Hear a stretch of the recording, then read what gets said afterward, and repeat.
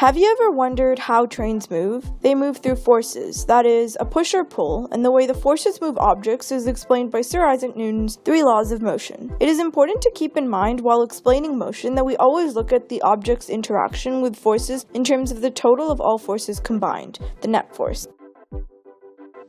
Imagine you are standing in a train and it suddenly stops.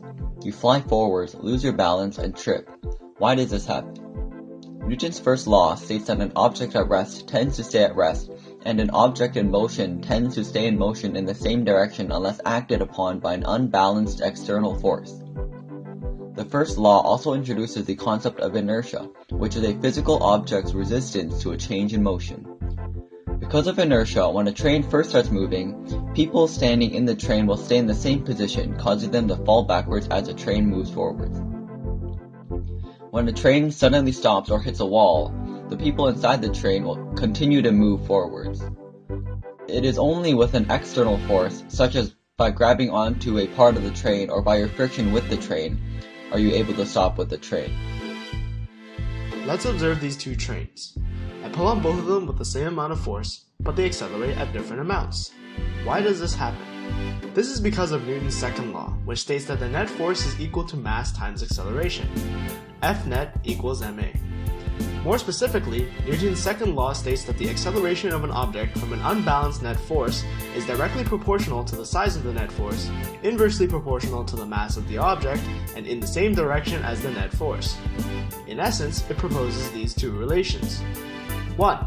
The acceleration of an object increases and decreases with the size of the net force, while the mass is constant. And 2. The acceleration decreases as the mass increases, and the acceleration increases as the mass decreases, while the size of the net force is constant. We can see the first relation here, where I pull on one train with more force than the other. The train with more force accelerates much more than the one with less force. The second relation is prominent in the original scenario, where one of the trains has a greater mass than the other. Since acceleration is inversely proportional to the mass, the train with the greater mass accelerates much less than the one with less mass. Newton's second law specifies exactly how much inertia an object has. Having realized that mass and net force are key to how easily a train can accelerate to its desired speed, trains have evolved to reduce mass and increase net force. The breakthrough of electric trains vastly reduced their mass. Maglevs, magnetic trains that levitate, increase the size of the net force by nearly eliminating friction. The Hyperloop concept, which involves keeping trains in a vacuum, aims to also increase the size of the net force by eliminating air resistance. Have you ever wondered where the force pushing the train forward actually comes from? It comes from the track pushing the train forward. But if the track is just sitting there, how does it exert a force?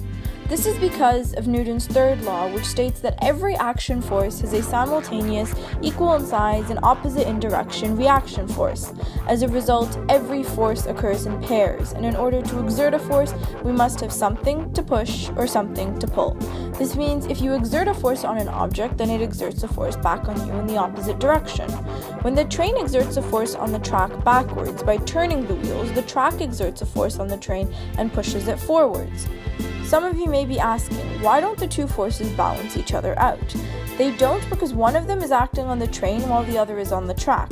Normally, it's hard to see the force on the track since it's attached onto the earth, preventing it from moving. However, in this scenario, the track can slide on the table, and if we keep the track running long enough, you can see the track slide backwards.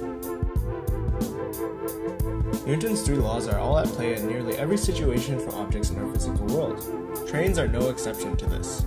As the train is at rest, it stays at rest. When it starts to try to move, the force of the train pushing on the track results in a reaction force from the track which pushes it forward.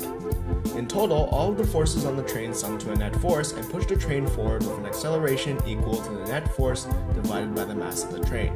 This unbalanced force sets the train in motion. Once in motion, the train will continue to be in motion until another unbalanced force acts on the train.